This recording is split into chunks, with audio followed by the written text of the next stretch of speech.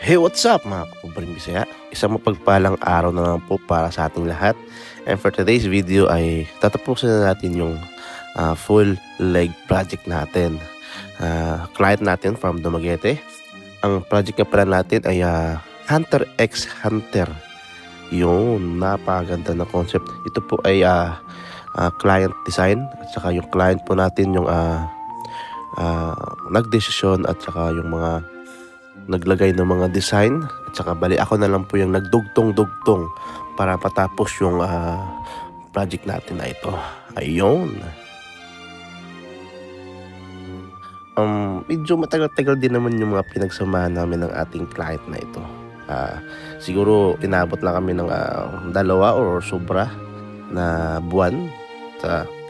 Alright, maganda rin yung experience namin.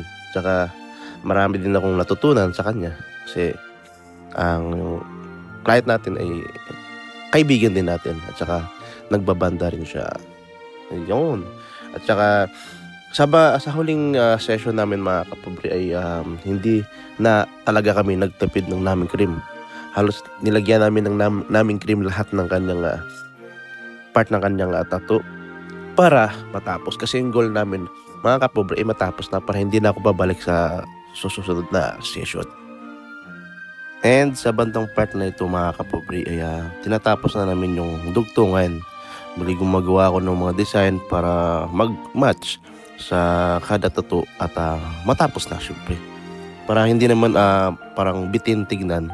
Nilagyan ko ng mga fillers at saka sa bandang likod mga kapobre, hindi lang na namin natapos ay yung kay Kurapika.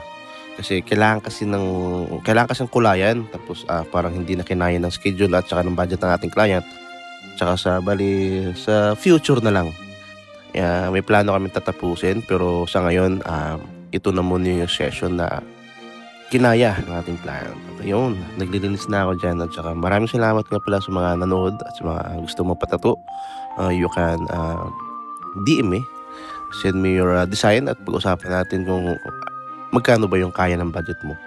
At yun po, dito po natapos yung ating full leg project. Hoping po sa susunod na future magka full back naman tayo. Full back kasi marami akong gustong i-try at saka marami pa akong gustong ipakita sa inyo mga kapobre. At sana po nagustuhan nyo kasi nagustuhan ng ating client. Maraming salamat po sa pagtitiwala.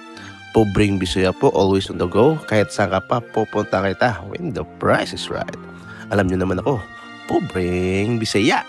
Ciao, ciao.